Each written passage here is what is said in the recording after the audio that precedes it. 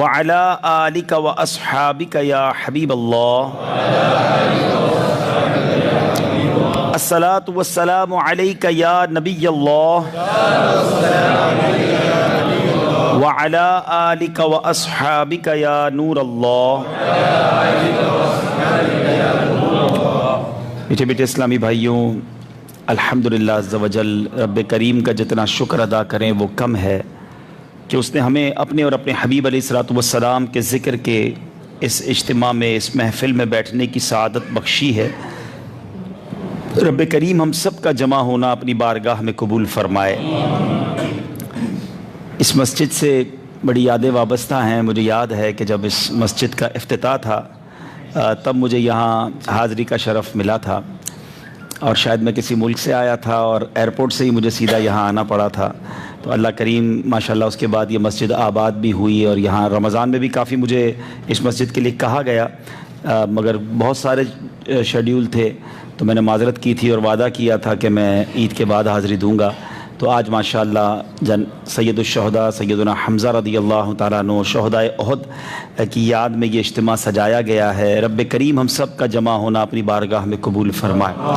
اور مجھے بڑی امید ہے کہ جن لوگوں نے یہ مسجد بنائی ہوگی یا اس مسجد کو بنانے میں حصہ ملایا ہوگا یا اس کو آباد کرنے میں کوشش کی ہوگی، آج ان سب کی آنکھیں ٹھنڈی ہو رہی ہوں گی. جب بھی مسجد بنتی ہے نا، میں کوشش کرتا ہوں اسلامی بھائیوں کو سمجھاتا ہوں کہ ضرور حصہ ملائیں، ضرور کوشش کریں. یہ once in a lifetime محنت ہوتی ہے، یعنی ایک بار محنت کرنی پڑتی ہے، ساری زندگی اس کا پھل ملتا رہتا ہے. اس کے بعد زندگی میں نہیں، زندگی کے بعد بھی، کیونکہ ہم سب نے دنیا سے جانا ہے، مسجد نے باقی رہنا ہے. یہ قیامت تک مسجد رہے گی انشاءاللہ. مسجد کی بڑی خوبصورتی یہ ہے کہ ابھی پچھلے دنوں ہم یورپ گئے تھے، آپ نے کچھ دیکھے بھی ہوں گے سوشل میڈیا پہ کلپ کے، وہاں غیر مسلموں کی عبادت گاہ کی ترکیب بنی اور اب انشاءاللہ وہاں مسجد بننے جا رہی ہے. تو دنیا بھر میں ایسے معاملات ہوتے ہیں، تو کچھ لوگ یہ سوال بھی کرتے ہیں کہ یار آپ کو غیر مسلموں کی عبادت گاہ مل کیسے جاتی ہے، کیا وہ بیچتے ہیں؟ تو یاد رہے کہ دنیا میں صرف ایک مذہب اسلام ہی ہے کہ جس کے اندر جب بھی ہم مسجد بناتے ہیں، مدرسہ بناتے ہیں، تو یہ میری اور آپ کی پراپرٹی رہتی ہی نہیں ہے. ہم ایک جملہ کہتے ہیں وقف اللہ، اللہ کے لیے وقف کر دی. اس کا مطلب کیا ہے؟ یعنی جس نے بھی، اب یہ مسجد ہے مثال کے طور پہ، اس پہ ہو سکتا ہے کسی ایک ہی شخص نے پلاٹ بنایا ہو، ایک ہی نے مسجد بنا دی ہو، یا چند لوگوں نے مل کے بنایا ہو، لیکن میں اور آپ جو اپنا گھر بناتے ہیں نا، وہ کسی نہ کسی کے نام پہ ہوتا ہے. میرے نام پہ، والد کے نام پہ، بھائی کے نام پہ. مسجد چاہے 1000 آدمی مل کے بنائیں، بنانے کے بعد وہ اپنی ملک سے نکال کر اللہ کی ملک کر دیتے ہیں. یعنی اب ہماری پراپرٹی نہیں رہتی، وہ یہ اللہ کی پراپرٹی، اللہ کا گھر ہو گیا. تو اب اس کو کون ہاتھ لگا سکتا ہے؟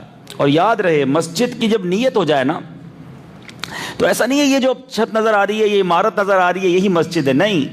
اب یہ مسجد ساتوں آسمانوں تک، اتنا جو ڈائمنشن ہے، اتنا ایریا جو ہے، یہ اوپر تک مسجد ہے. اور یہ ساتوں زمین اندر بھی کوئی کھود لے گا، تو ایسا نہیں ہے کہ اس کو کھود کے نیچے کچھ اور بنا لیتے ہیں بیسمنٹ میں. اب اس کی چھت پہ تھوڑے عرصے بعد، کوئی 10-15 سال بعد لوگ آئیں اور کہ ٹھیک ہے بھائی گراؤنڈ اور 1+1 کی مسجد بنی تھی، اب تو بڑی بڑی 200 منزلہ عمارت بن رہی ہیں، اس کے اوپر بلڈنگ بنا لیتے ہیں. نہیں، یاد رکھیے یہ مسجد کا مسئلہ ہے. تبھی مسجد قیامت تک رہتی ہے، کوئی چھیڑ نہیں سکتا کہ جتنے حصے کو مسجد قرار دے دیا جائے، وقف کر دیا جائے، نیت کر لی جائے، اب وہ ساتوں آسمانوں تک مسجد ہے اور نیچے تحت الثری تک مسجد ہے. اس کو کوئی ہاتھ نہیں لگا سکتا. تو ہم رہیں نہ رہیں، جن جن لوگوں نے مسجدیں بنائی ہیں اللہ ان کو خوش رکھے، آباد رکھے. اور ہمیشہ یاد رکھو، میں اور اسلامی بھائیوں کو جو یہاں موجود ہیں، جو مجھے سوشل میڈیا پہ دیکھ رہے ہیں، بعد میں اس بیان کو سنیں، زندگی میں اگر اللہ نے نوازا ہے نا، تو کم از کم ایک مسجد بنائیں. پوری مسجد نہیں بنا سکتے، مسجد میں حصہ ملائیں. اچھا، دعوت اسلامی کا کمال یہ ہے، میں کل ہی اتفاق ہے ہمارے لقمان باپو سے بات کر رہا تھا جو مساجد کا شعبہ دیکھتے ہیں، کہ ایک دو شخصیات تھی، کہتے ہیں پیسے تھوڑے ہیں، چھوٹے بجٹ والی مسجد بتائیں. تو انہوں نے بتایا کہ 8-9 لاکھ روپے میں بھی مسجد بن جاتی ہے.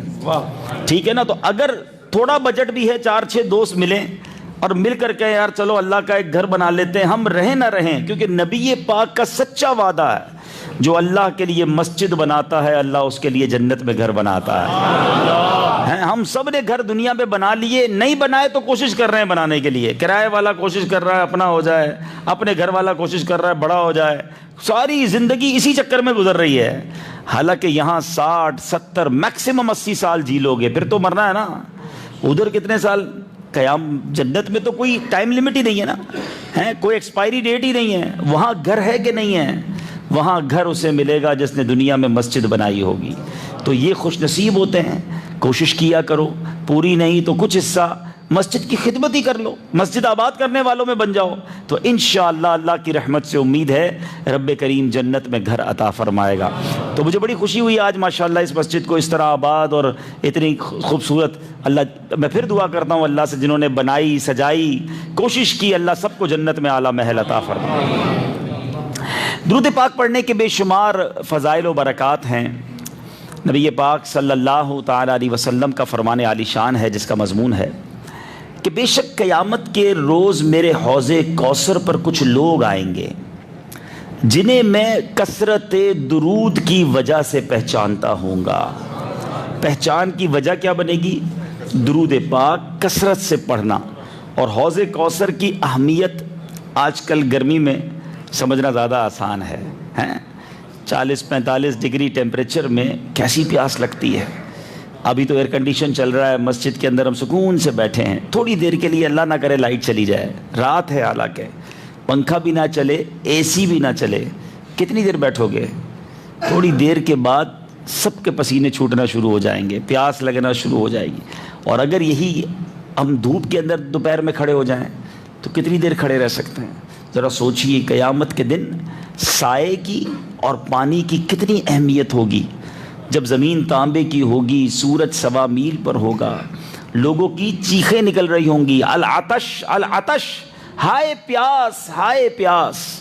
میں گھر سے پانی پی کر آیا تھا مگر یہاں آیا تو پھر پانی پیا, تھوڑی دیر بعد شاید پھر پانی پینا پڑے گا. ہم ایسے لوگ ہیں جنہیں ہر تھوڑی دیر بعد پیاس لگتی ہے. ذرا سوچئے قیامت کے دن کتنی پیاس لگے گی, کتنے لوگ ہوں گے, کتنی بڑی لائن ہوگی. آج 2 5 10 ہزار کا اجتماع ہو اور چند پانی کے کولر لگا دیے جائے تو کتنی لمبی لائن لگے گی, کتنی مشکل سے پانی ملتا ہے. مگر قیامت میں تو اربوں خربوں لوگ ہوں گے, کیسے سب کو پانی ملے گا اور کتنی بار چاہیے گا پانی. کمال کا انتظام رب کی رحمت سے کیا گیا ہے.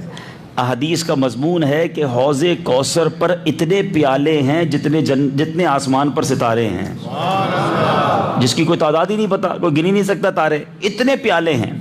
اچھا, پھر حوض کوثر پر جس کو ایک بار پینا مل گیا نا, ایک جام مل گیا, شربتن ہنیتم مریعا لا نظمع بعدہ ابدا. احادیث میں مضمون ملتا ہے یہ ایسا شربت ہے جو ایک بار پی لے گا پھر کبھی پیاس ہی نہیں لگے گی. اور سبحان اللہ, جب آقا اپنے ہاتھوں سے پلائیں گے تو اس کا تو مزہ ہی اور ہوگا نا, اس کا لطف ہی اور ہوگا. تو کیسے چانس کیسے ملے گا؟ نبی پاک نے فارمولہ دے دیا ہے کہ میرے حوض کوثر پر لوگ تو آئیں گے, ظاہر ہے ساری دنیا جائے گی, مگر میں انہیں کثرت درود کی وجہ سے پہچانتا ہوں گا. درود دنیا میں کثرت سے پڑے ہوں گے تو انشاءاللہ نبی پاک کے ہاتھوں جام کوثر نصیب ہوگا. اور کیا خوبصورت شعر شاعر نے لکھا نا, ہمارے عدنان بھائی طرز میں سنائیں گے تو اور مزہ آئے گا کہ تمنائے دل اشرف بس اتنی ہے سر محشر, تمنائے دل اشرف بس اتنی ہے سر محشر, جب آقا جام کوثر دیں لب اقدس لگا کے دیں. اللہ کرے ہاں, واہ واہ, واہ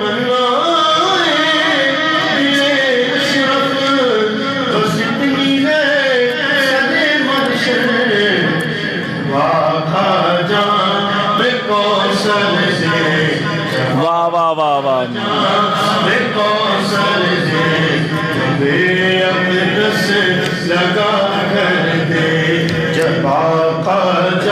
واہ واہ واہ.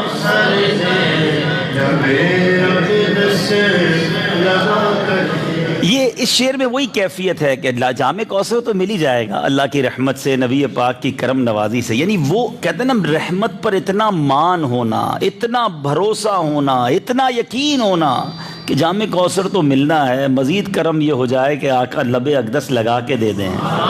یہ وہی انداز ہے جو امیر اہل سنت نے اپنے شعر میں لکھا نا کہ اللہ کی رحمت سے تو جنت ہی ملے گی، جنت تو مل جائے گی اللہ کی رحمت سے، بڑی امید ہے، مگر کرم ایک اور ہو جائے کہ اے کاش محلے میں جگہ ان کے ملی ہے. جنت تو ملے، نبی پاک کے محلے میں بھی جگہ مل جائے، آقا کے قریب جگہ مل جائے. کیا بات ہے، یہ بزرگوں کا ایک انداز ہوتا ہے. سیدی اعلیٰ حضرت امام اہل سنت کہتے ہیں دیکھیں مسلمان کے لیے سب سے بڑی کامیابیاں، جو چند کامیابیاں محشر کے دن ہوں گی نا، کہ وہ پل صراط سے گزر جائے. جیسے بھی گزر گیا نا تو پار ہے، کیونکہ اس طرف جنت ہے. پل صراط جہنم کے اوپر سے بنایا گیا. آپ نے دیکھا ہوگا ملیر ندی کے اوپر پل ہے تو نیچے کیا ندی ہے نا. نارملی پل جو ہے نا، ہمیشہ یاد رکھیں، پل یا تو کسی ریور کو، کسی پانی کو کراس کرنے کے لیے، کسی کھائی کو کراس کرنے کے لیے، نیچے بڑی کھائی ہوتی ہے، اس لیے پل بنائے جاتے ہیں کہ جہاں زمینی راستہ آسان نہ ہو تو پل بنا دیا جاتا ہے. محشر کے دن جو پل صراط ہوگا وہ جہنم کے اوپر بنایا گیا ہے. موسٹ ڈیفیکلٹ برج، ایک ایسا پل ہے جو تلوار سے زیادہ تیز ہے، بال سے زیادہ باریک ہے اور اندھیرے میں ڈوبا ہوا ہے. کوئی لائٹ بھی نہیں ہے. جس کے جیسے اعمال ہوں گے اس کو ایسا نور دیا جائے گا، اس نور کی روشنی میں وہ گزرے گا. تو اب گزر جائیں یہی بڑی بات ہے، مگر سیدی اعلیٰ حضرت سے پوچھو ان کا نبی پاک کی رحمت پر مان دیکھیں. کہتے ڈرتے ہوئے نہیں گزریں گے، ہاں پریشان ہو کر نہیں گزریں گے. ہمیں پتہ ہے، کتابوں میں پڑھا ہے، لوگ ڈر رہے ہوں گے، چیخ رہے ہوں گے، کٹ کٹ کر گر رہے ہوں گے.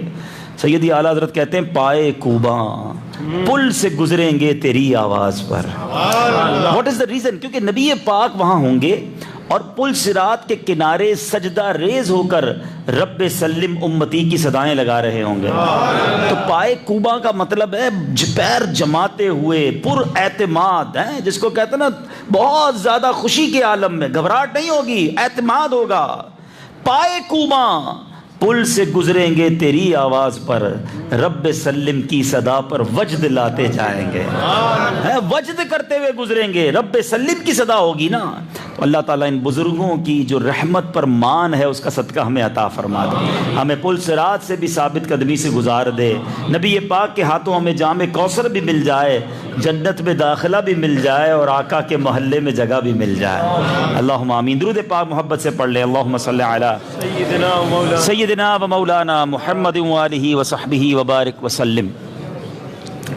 آج ماشاءاللہ جو اجتماع ہے یہ بڑا خوبصورت ٹاپک، بڑا پیارا موضوع ہے، اور کچھ ایسی عظیم ہستیوں کی یاد ہے کہ جب بھی شوال المکرم آتا ہے ان عظیم ہستیوں کی یاد ایک بار پھر ایمان والوں کے دلوں میں تازہ ہو جاتی ہے.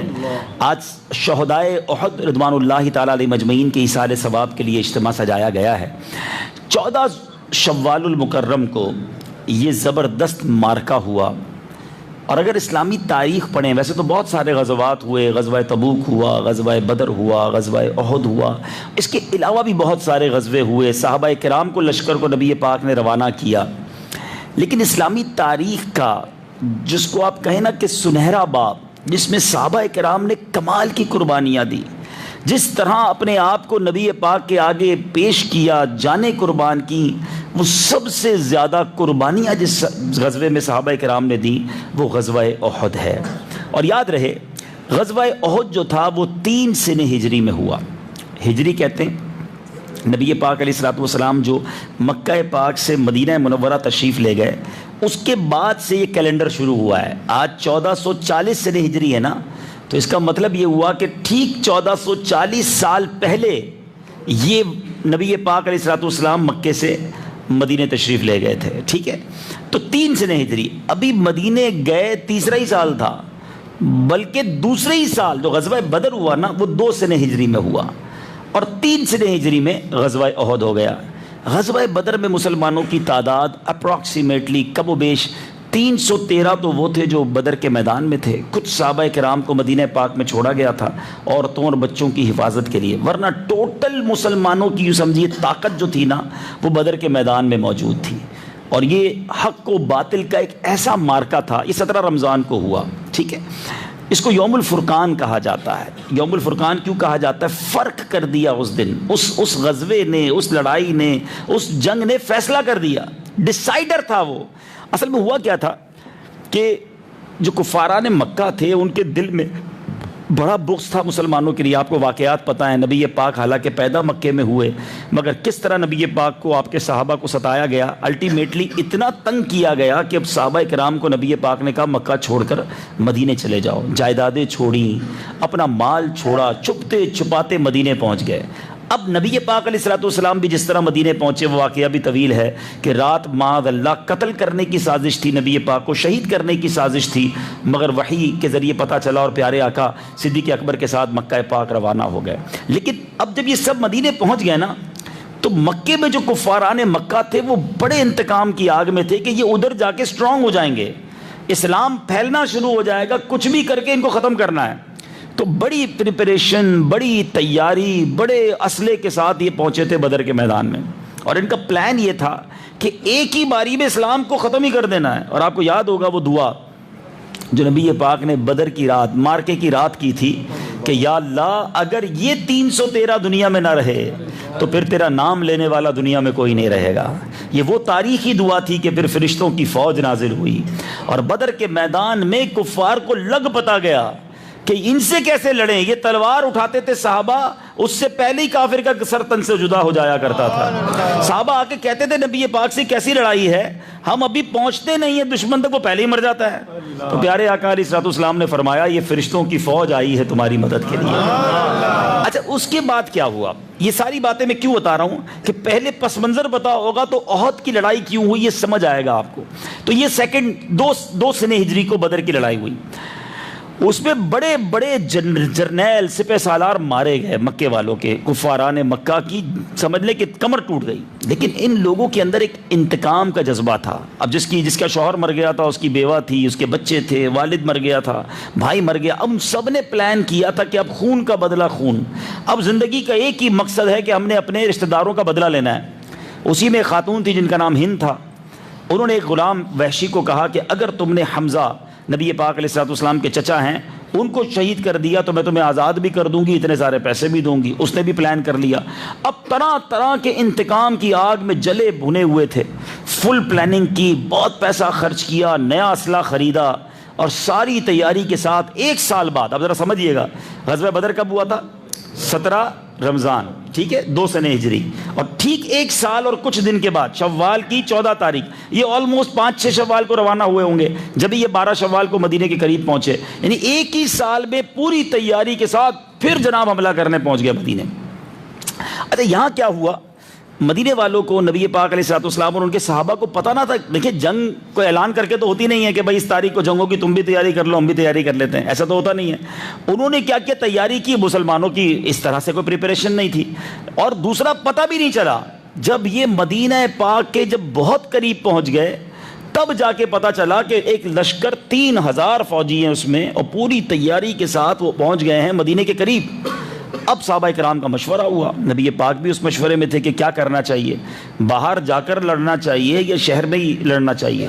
صحابہ کرام میں سے کچھ نے مشورہ دیا شہر کے اندر رہتے ہیں, کچھ نے کہا نہیں شہر سے تھوڑا باہر جا کر. تو آج ماشاءاللہ آپ میں سے کئی احد شریف کا دیدار کر کے آئے ہوں گے, شہدائے احد کے مزارات پر گئے ہوں گے. آج تو یہ بالکل مدینہ پاک کا حصہ لگتا ہے, 5-7 منٹ میں ہم گاڑی میں پہنچ جاتے ہیں مسجد نبوی شریف سے. اس زمانے میں یہ شہر مدینہ سے باہر تھا. مدینہ جو ہے وہ جتنی بتایا جاتا ہے مسجد نبوی جتنی ہے نا, اتنا ہی مدینہ شہر ہوتا تھا, اور یہ شہر مدینہ سے باہر کی جگہ تھی. اب مسلمان وہاں پہنچے اور یہ 14 شوال المکرم کا دن تھا. پلاننگ یہ کی گئی کہ پیچھے احد پہاڑ کو رکھا جائے تاکہ پیچھے سے حملہ نہ ہو جائے. سامنے سے کفار کی فوجیں تھیں, ادھر مسلمان تھے. ایک چھوٹا سا پہاڑ تھا جس کو ہم آج جبل رمات کہتے ہیں. نبی پاک نے 50 تیر اندازوں کو کہا کہ آپ نے اس پہاڑ پہ کھڑے ہونا ہے, جب تک حکم نہ ملے آپ نے اس پہاڑ کو نہیں چھوڑنا, کور اپ کر کے رکھنا ہے اس علاقے کو. یہ ہو گیا. اب لڑائی شروع ہوئی, لیکن اس لڑائی سے پہلے جو قربانی کی داستانیں ہیں نا, وہ سنے تو ایمان تازہ ہو جاتا ہے کہ کس جذبے کے ساتھ مسلمان لڑنے آئے تھے. میں 3 چھوٹے چھوٹے واقعات.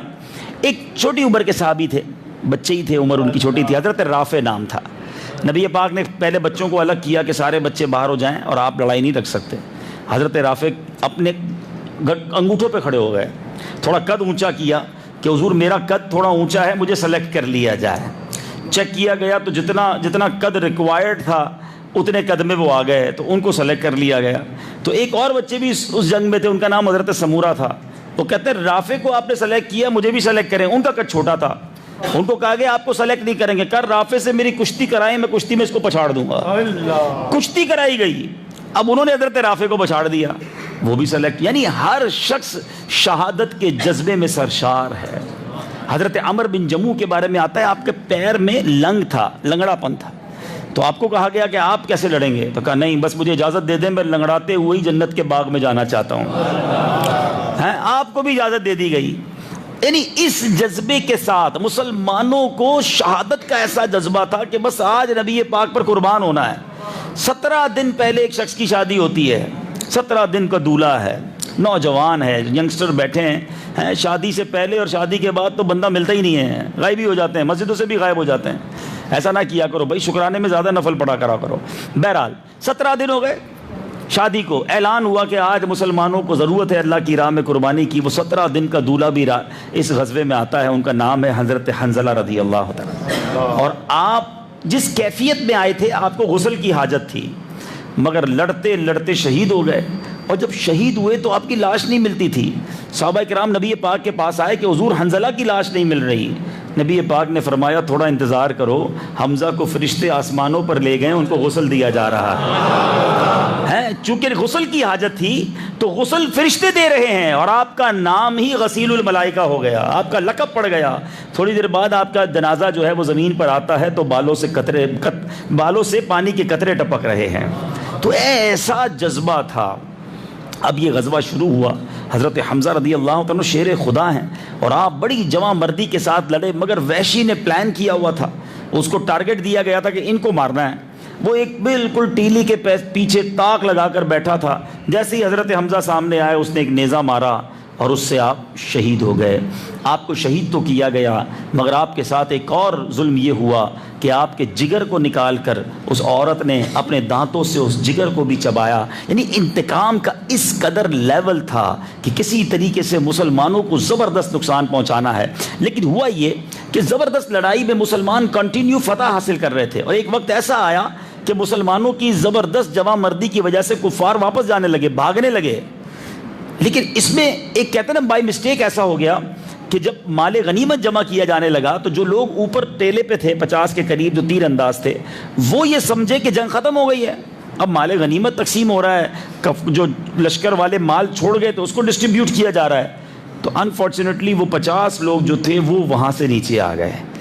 جب وہ وہاں سے نیچے آئے تو حضرت سیدنا خالد بن ولید رضی اللہ تعالیٰ عنہ, یہ اس زمانے میں ایمان نہیں لائے تھے مگر پلانر زبردست تھے, اسٹریٹجی پلاننگ ان کی کمال کی تھی. وہ کفار کی فوج کی طرف سے آئے تھے, انہوں نے دیکھا کہ یہ والی جو جگہ ہے چھوٹی پہاڑی, یہ خالی ہو گئی ہے, اگر یہاں سے دوبارہ لشکر کو لایا جائے تو اب مسلمانوں کو پیچھے سے ہم حملہ کر سکتے ہیں. انہوں نے پھر اپنے لشکر کو جمع کیا, ادھر مسلمان مال غنیمت کے ساتھ بیزی ہیں, پیچھے سے انہوں نے حملہ کر دیا.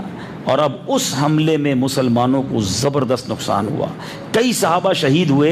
اور اس میں ایک اور عجیب بات یہ ہو گئی کہ حضرت مصعب بن عمیر رضی اللہ تعالیٰ عنہ, یہ کمال کے صحابی ہیں, یہ نبی پاک کے ہم شکل بھی تھے, ہم شکل مصطفیٰ تھے. جب یہ شہید ہوئے تو افواہ یہ اڑ گئی, شیطان نے افواہ یہ اڑا دی کہ نبی پاک شہید ہو گئے ہیں. تو اب صحابہ کرام کی بالکل ہی ہمت ٹوٹ گئی کہ جن کے لیے لڑ رہے تھے, جن کے لیے ہماری جانیں قربان تھیں, اب وہی دنیا میں نہیں رہے تو ہم کیا لڑائی کریں گے. تو بالکل صحابہ کرام کی ہمت ٹوٹنے لگی اور کفار نے بڑا کاری حملہ کیا. اسی دوران وہ واقعہ ہوا کہ جب یہ افواہ پھیلی کہ نبی پاک شہید ہو گئے ہیں تو مدینہ منورہ سے خاتون عاشقہ کیسی نبی پاک کی دیوانی ہیں کہ دوڑتے ہوئے احد کی طرف جا رہی ہیں. کسی نے روک کر کہا کہ اے خاتون کہاں چلی ہو؟ کہا نبی پاک کی خیریت معلوم کرنی ہے. کہا خیریت تو بعد میں معلوم کرنا, تمہیں پتہ ہے تمہارا بیٹا شہید ہو گیا ہے. وہ خاتون کہتی مجھے اس کی پرواہ نہیں, بتاؤ میرے آقا کیسے ہیں. تھوڑا اور آگے جاتی ہے, اسی خاتون کو کوئی اور شخص پکڑ کر کہتا ہے اے خاتون تمہیں پتہ ہے تمہارے والد بھی شہید ہو گئے ہیں. کہ مجھے اس کی پرواہ نہیں, بتاؤ میرے آقا کیسے ہیں. اور آگے جاتی ہے تو کسی نے کہا تمہارے شوہر بھی شہید ہو گئے ہیں. کہ مجھے پرواہ نہیں, بتاؤ میرے آقا کیسے ہیں. اب آخر میں پتہ چلا کہ نبی پاک خیریت سے ہیں. جب پیارے آقا علیہ الصلوۃ والسلام کے پاس لے جایا گیا تو نبی پاک کو دیکھ کر وہ خاتون یہ نہیں کہتی کہ حضور آپ کے قدموں پر میرا باپ، میرا شوہر، میرا بیٹا سب شہید ہو گئے ہیں، وہ کہتے حضور کل مصیبت بعدک جلل، آقا آپ سلامت ہیں تو ساری مصیبتیں ہیچ ہیں، آپ ٹھیک ہیں تو اب کوئی غم نہیں ہے۔ اللہ اکبر، ایسا جذبہ تھا مسلمانوں کا۔ ایک موقع ایسا بھی آیا کہ نبی پاک علیہ الصلوۃ والسلام بھی زخمی ہوئے، آپ کے چہرہ انور پر بھی زخم لگا، اور اب صحابہ کرام علیہم رضوان نے نبی پاک کو دیوار کی طرح گھیر لیا، اپنی جانیں قربان کرنے لگے۔ ایک ایک صحابی کے جسم پر 70 زخم لگے، کوئی تلوار کا ہوار جو ہے اپنے ہاتھ پہ روک لیتا تھا۔ حضرت قتادہ کے بارے میں آتا ہے بالکل ایگزیکٹلی نبی پاک کے چہرے کے سامنے اپنا چہرہ لے آئے کہ اگر کوئی تیر آتا ہے تو آقا کو تکلیف نہ پہنچے، اور ایسا ہی ہوا۔ ایک تیر آیا، حضرت قتادہ کی آنکھ میں لگا اور آنکھ باہر آ گئی۔ سوچو تکلیف کا عالم کیا ہوگا۔ موٹر سائیکل چلانے والے جب اسکوٹر چلاتے ہیں اور آنکھ میں کوئی تنکا چلا جائے ہماری طبیعت خراب ہو جاتی ہے، آنکھ میں تیر لگا تھا اور آنکھ باہر آ گئی۔ نبی پاک علیہ الصلوۃ والسلام سے عرض کرتے ہیں حضور آنکھ باہر آ گئی ہے۔ اللہ کے حبیب نے لعاب دہن لگایا، اس آنکھ کو واپس لگایا، اللہ سے دعا کرتے ہیں سبحان اللہ۔ حضرت قتادہ کہتے ہیں پہلی آنکھ سے زیادہ یہ آنکھ روشن ہو گئی ہے، جو آنکھ اوریجنل ہے اس سے زیادہ آنکھ اب یہ روشن ہے، کیونکہ آقا نے اب لعاب دہن جو لگا دیا ہے، آقا کے ہاتھ لگ گئے۔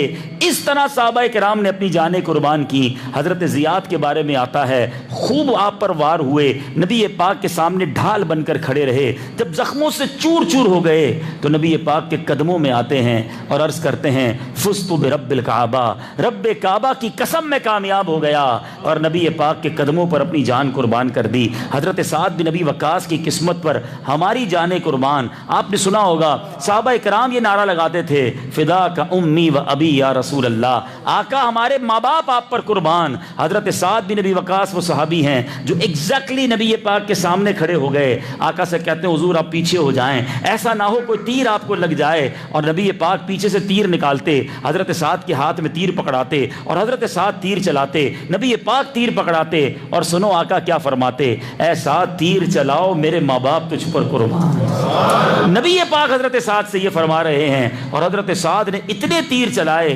آپ کی کمان ٹیڑھی ہو گئی۔ بہرحال مسلمانوں نے قربانی کی کمال داستان رقم کی۔ اب جب یہ غزوہ ختم ہوا 70 کے قریب صحابہ شہید ہوئے، اب کفن پہنانے کا دفن کرنے کا وقت آیا۔ اب حضرت حمزہ کی جب لاش دیکھی گئی نبی پاک بہت آبدیدہ ہو گئے، بڑے افسردہ ہو گئے۔ حضرت حمزہ نبی پاک سے بڑی محبت فرماتے تھے، آقا بھی ان سے بڑی محبت فرماتے، نبی پاک کے چچا تھے، مگر آپ کا جگر کاٹ کر چبایا گیا تھا، آپ کی لاش کا یہ حال کر دیا گیا۔ بہرحال تدفین میں اب مسلمانوں کی کیفیت یہ تھی میرے میٹھے اسلامی بھائیوں، اتنا مال نہیں تھا، اتنے اسباب نہیں تھے کہ 70 لوگوں کو کفن دیا جاتا، صرف کفن کے لیے بھی پوزیشن نہیں تھی۔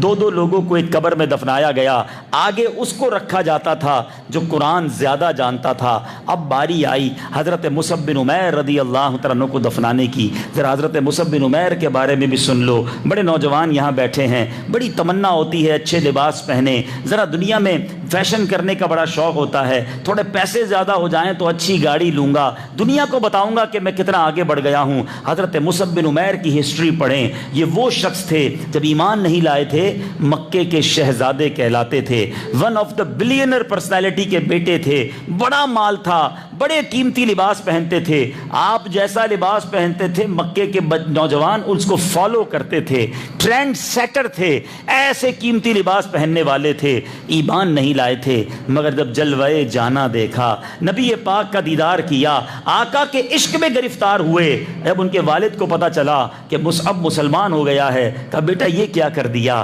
اپنے ماں باپ کے دین کو چھوڑ کر کس کے پیچھے چل پڑے ہو؟ کہا بس اب جس کا کلمہ پڑا ہے، جس نبی کا غلام بنا ہوں، اب ان کا در نہیں چھوڑ سکتا۔ باپ نے کہا فیصلہ کر لو، بڑی آسائش والی لگژری لائف ہے، یہ زندگی اپنانی ہے یا مسلمان ہی رہنا ہے؟ سن لو، اگر مسلمان بن گئے 1 روپیہ میری جائیداد سے نہیں ملے گا، خالی ہاتھ گھر سے نکال دوں گا۔ آپ نے کہا تم جتنا چاہے ظلم کر لو، کچھ نہ دو مجھے زمانے کی دولت نبی پاک کے قدموں سے مل گئی ہے، دنیا اور آخرت کی دولت وہاں سے ملنی ہے۔ والد نے گھر سے نکال دیا، ایک سادہ سے لباس میں نبی پاک کے پاس آ گئے، آقا سے عرض کیا حضور سب کچھ چھوڑ آیا ہوں، اب آپ ہی کے در پہ رہنا ہے۔ نبی پاک پاک نے شاندار تربیت کی. ایک اور حضرت مصعب بن عمیر کا کارنامہ سنو ذرا, تھوڑا سا اسلامی تاریخ پڑھا کریں تو سمجھ آئے گا سینیریو کیا تھا, معاملہ کیا تھا. ایک طرف مسلمان مکے میں نماز بھی نہیں پڑھ سکتے تھے, مارتے تھے, ظلم کرتے تھے, راستے میں کانٹے بچھاتے تھے. دوسری طرف ایسا کیا مدینے میں ہو گیا تھا کہ مسلمان جب مدینے پہنچے تو مدینے کی گلیوں میں استقبال کی تیاریاں ہو گئی تھیں. یہ کمال ہے حضرت مصعب بن عمیر رضی اللہ تعالیٰ عنہ کا. ہوا یہ تھا کہ جب مدینے سے کچھ لوگ آئے تھے مکے اور نبی پاک کی تعلیمات دیکھی, مسلمان ہوئے, 10-12 لوگ تھے, تو انہوں نے کہا حضور ہم ایمان تو لے آئے ہیں, ایک مبلغ دے دیجئے, ایک صحابی دے دیجئے جو ہمارے ساتھ مدینے جائے اور آپ نے جو انہیں سکھایا ہے وہ وہاں اسلام کی تعلیم دے, وہاں والوں کو مسلمان کرے. نبی پاک نے حضرت مصعب بن عمیر کو مدینے بھیج دیا. یہ وہ پہلا مبلغ تھا. ہماری دعوت اسلامی کی اصطلاح میں کہتے ہیں نا, پہلا مدنی قافلہ تھا, اکیلا ہی تھا. یہ اکیلے گئے تھے حضرت مصعب بن عمیر, مگر کیا انقلاب لے آئے, کیا نیکی کی دعوت دی, کیا اسلام کی شمع روشن کی کہ مکہ جدھر نبی پاک پیدا ہوئے ہیں, 53 سال گزارے ہیں, ادھر سے میرے آقا شکستہ دل نکلتے ہیں. چند صحابہ کرام ہیں, ایمان لانے والے بہت زیادہ نہیں تھے مکے میں, مگر ابھی مدینے پہنچے نہیں ہیں کہ گلیاں سجنا شروع ہو گئی ہیں.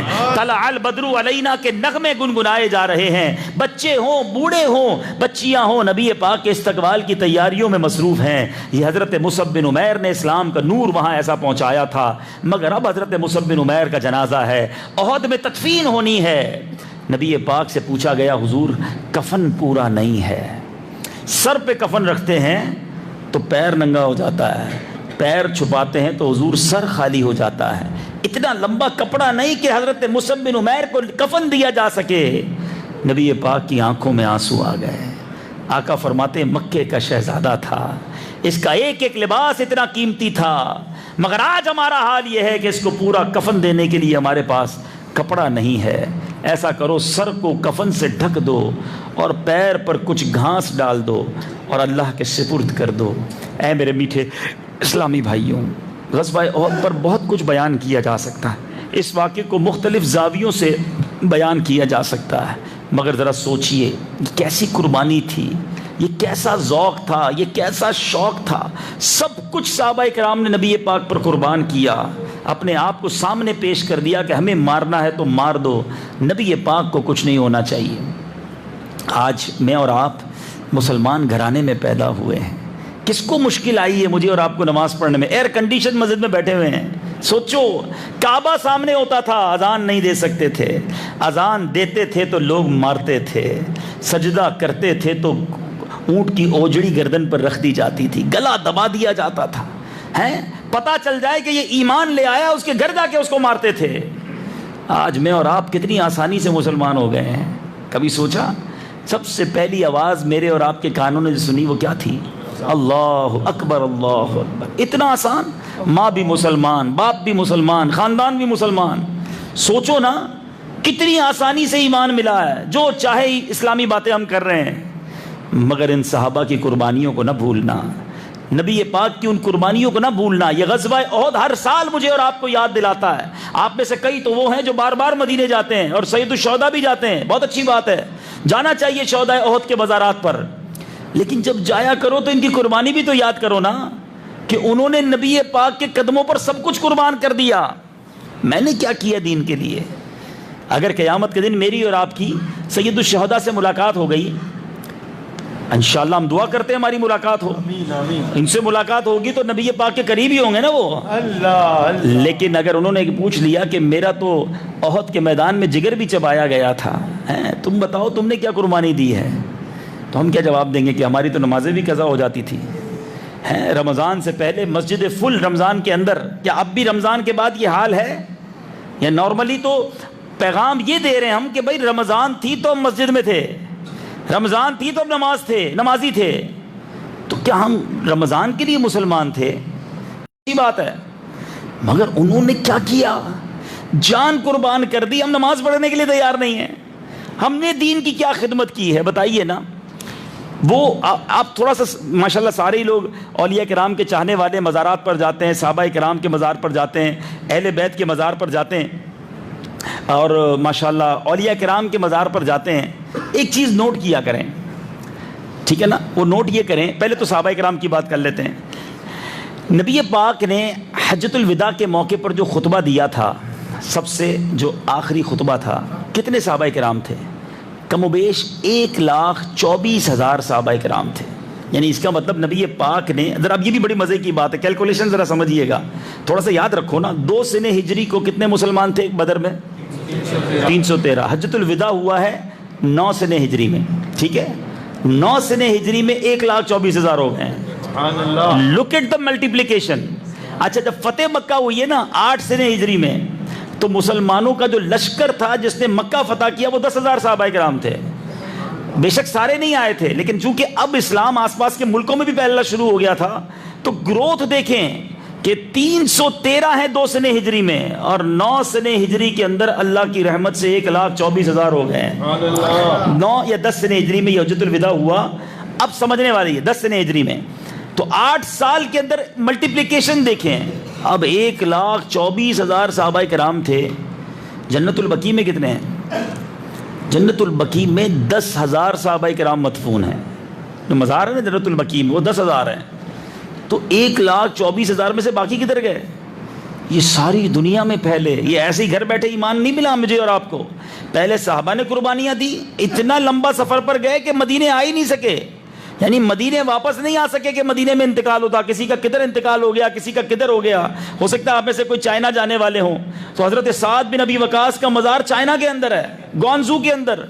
کبھی کیلکولیٹ کریں, آج جہاز میں بیٹھتے ہیں, چائنا جاتے تھک جاتے ہیں, یہ عرب شریف مکے مدینے سے چائنا کیسے پہنچے ہوں گے؟ کبھی سوچو تو صحیح. کتنے سمندر بیچ میں آتے ہیں, کتنے پہاڑ بیچ میں آتے ہیں. یہ ادھر پہنچے تو اسلام پہنچا نا ہے. اس کے بعد یہ فریضہ کس نے سر انجام دیا؟ اولیاء کرام نے. اے انڈیا پاکستان والوں, ہم پر احسان ہے خواجہ غریب نواز کا. خواجہ غریب نواز اجمیر کے رہنے والے نہیں تھے. سنجر کوئی کدھر سے چلا, کوئی کدھر سے چلا, آپ چلے وہاں سے اور اجمیر پہنچے. 90 لاکھ غیر مسلموں کو کلمہ پڑھا دیا. داتا حضور کے مزار پہ جاتے ہو نا, چیک کرو, داتا حضور لاہور کے رہنے والے نہیں تھے.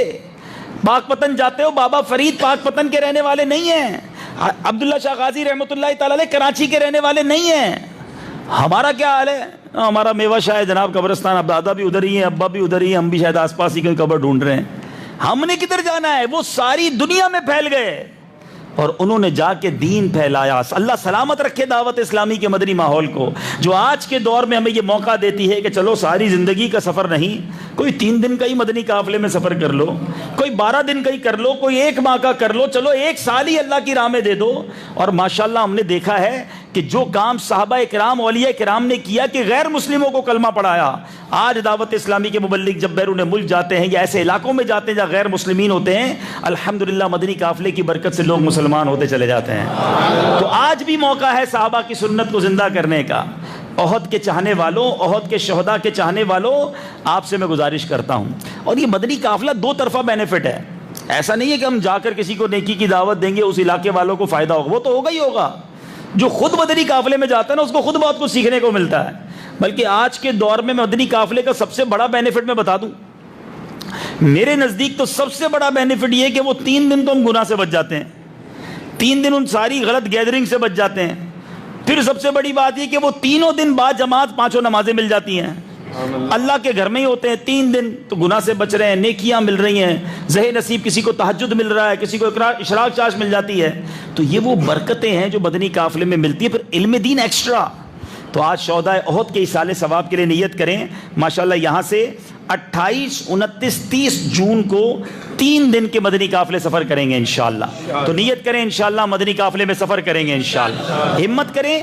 اور یہ دیکھیں کچھ کام ایسے کر جاؤ زندگی میں. یہ جملہ بڑا ہے ڈرانے والا کہ اگر سید الشہداء نے, اچھا اسی طرح امام حسین سے ہم کو بڑی محبت ہے, واقعی محبت ہے, شہداء کربلا سے محبت ہے, مگر کربلا والوں سے قیامت میں ملاقات ہو گئی, انہوں نے کہا تم نے کیا کیا نانا کے دین کے لیے؟ تو دیر از سم تھنگ, کچھ تو ہونا. کوئی مسجد بنا لے, کوئی جناب دین کی بڑی خدمت کرنے کی کوشش کرے, مدنی قافلوں میں جا کر ہماری وجہ سے کوئی نمازی بن جائے, کچھ تو کر کے جائے نا زندگی میں. تو اللہ کرے کہ ہم سے کوئی ایسی دین کی خدمت ہو جائے جو ہم مرنے کے بعد بھی اللہ کی بارگاہ میں اور اللہ والوں کی بارگاہ میں پیش کر سکیں. اللہ تعالیٰ عمل کرنے کی توفیق عطا فرمائے, آمین. اب اسی طرح اس تمام باتوں کو جو میں نے کی ہیں, میں نے بیان پہلی بات تو یہ کر دوں کہ کچھ مختصر اس لیے بھی کیا ہے کہ مجھے ایک اور جگہ بیان کے لیے بھی جانا ہے. اور عرض یہ ہے کہ یہ ساری باتیں اگر آپ کنٹینیو کرنا چاہتے ہیں، جذبہ بیدار رکھنا چاہتے ہیں، تو دعوت اسلامی کے اجتماع میں ہر جمعرات آیا کریں۔ آپ تو پڑوسی ہیں فیضان مدینہ کے، 1-1.5 کلومیٹر بھی نہیں ہے، 2 کلومیٹر بھی نہیں ہے فیضان مدینہ، تو جو اس ایریا کے رہنے والے ہیں ہر جمعرات پابندی سے آیا کریں، بلکہ ہر ہفتے بھی آیا کریں۔ سیٹرڈے نائٹ ماشاءاللہ امیر اہل سنت کا دیدار بھی ہو جاتا ہے اور مدنی مذاکرہ بھی سننے کو مل جاتا ہے۔ اللہ کے ولی کے دیدار سبحان اللہ، کئی ایسی برکتیں ہیں جو اولیاء کرام کے دیدار سے مل جایا کرتی ہیں۔ یک زمانہ صحبت با اولیاء ہیں، ایک وقت، ایک کہتے ہیں نا لمحہ بھی کسی ولی کی صحبت میں مل جائے تو وہ 100 سال کی طاعت بے ریا، بغیر ریاکاری والی 100 سال کی عبادت سے افضل ہو جاتا ہے۔ تو کراچی والوں اور خاص طور پہ اس علاقے والوں کو تو لاٹری لگی ہوئی ہے کہ اللہ کے ولی کا قرب موجود ہے، تو جب موقع ملے وہاں جایا کریں، برکتیں لوٹا کریں۔ اللہ تعالیٰ عمل کرنے کی توفیق عطا فرمائے۔ صلو علی الحبیب صلی اللہ تعالی علی محمد صلی اللہ علیہ وسلم۔ الحمدللہ ہم مسلمان ہیں اور مسلمان کے لیے سب سے قیمتی چیز اس کا ایمان ہے۔ ایمان کی حفاظت کا ایک بہترین ذریعہ اعمال صالحہ ہے، اس کے ساتھ ساتھ علماء فرماتے ہیں ایمان کی حفاظت کا ذریعہ یہ بھی ہے کہ کسی اللہ والے کے ہاتھ میں ہاتھ دے دیا جائے، کامل پیر سے مرید ہو جائے۔ الحمدللہ یہ زوجل شیخ طریقت امیر سنت سلسلہ عالیہ قادریہ بزرگوں سے پاک کا مرید بناتے ہیں، اور الحمدللہ رب شورا حاجی عبدالحبیب الطاری امیر سنت کی طرف سے بیعت کے مجاز ہیں۔ وہ اسلامی بھائی جو آج تک کسی کے مرید نہیں ہیں، آپ کو مدنی مشورہ ہے بزرگوں سے پاک کے امیر سنت کے ذریعے مرید ہو جائیے، انشاءاللہ عز و جل فیضان غوثیہ منتقل ہو جائے گا، جاری ہو جائے گا۔ میں عرض کروں گا ابن شورا سے کہ ہمیں بیعت کرا دیں۔ مسلم بھائی کسی اور بھی صاحب کے مرید ہیں، اگر وہ بیعت برکت کرنا چاہیں تو تعلیم ہو جائے۔ صلو علی النبی صلی اللہ تعالی علی محمد صلی اللہ علیہ وسلم۔ جو اسلامی بھائی مرید ہونا چاہیں، جس طرح میں کہتا جاؤں دہراتے جائیں۔ بسم اللہ الرحمن الرحیم، الصلاۃ والسلام علیک یا رسول اللہ وعلی آلک واصحابک یا حبیب اللہ، لا الہ الا اللہ محمد الرسول اللہ صلی اللہ تعالی علیہ وسلم۔ توبہ کرتا ہوں میں اپنے تمام پچھلے گناہوں سے، اور وعدہ کرتا ہوں میں کہ آئندہ شریعت پر چلوں گا، بد مذہبوں اور برے لوگوں کی صحبت سے بچتا رہوں گا، نماز روزے کی پابندی کرتا رہوں گا، والدین کی نافرمانی، جھوٹ، غیبت، چغلی، وعدہ خلافی، گالی گلوچ، فلمیں ڈرامے، گانے باجے، بے پردگی وغیرہ وغیرہ گناہوں سے بچتا رہوں گا۔ اے اللہ میری اس توبہ کو قبول فرما اور مجھے میرے وعدے پر ثابت قدم رکھ۔ مرید ہوتا ہوں میں خاندان عالی شان قادریہ رضویہ عطاریہ میں نے اپنا ہاتھ آپ کے ذریعے سے شیخ طریقت امیر اہل سنت کے ہاتھ میں دیا، اور ان کے ذریعے سرکار بغداد حضور غوث پاک رضی اللہ تعالی عنہ کے ہاتھ میں دیا۔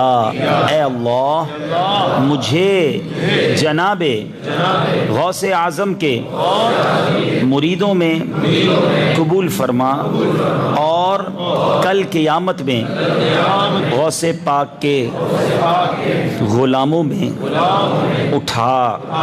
صلاۃ والسلام علیک یا نبی اللہ وعلی آلک واصحابک یا نور اللہ۔ انشاءاللہ محفل وغیرہ جاری رہے گی، صلاۃ السلام اور دعا بھی ہوگی. مجھے پلیز راستہ دے دیجیے گا، پھر زندگی رہی تو انشاءاللہ حاضری بھی ہوگی اور آپ سب سے ملاقات بھی ہوگی.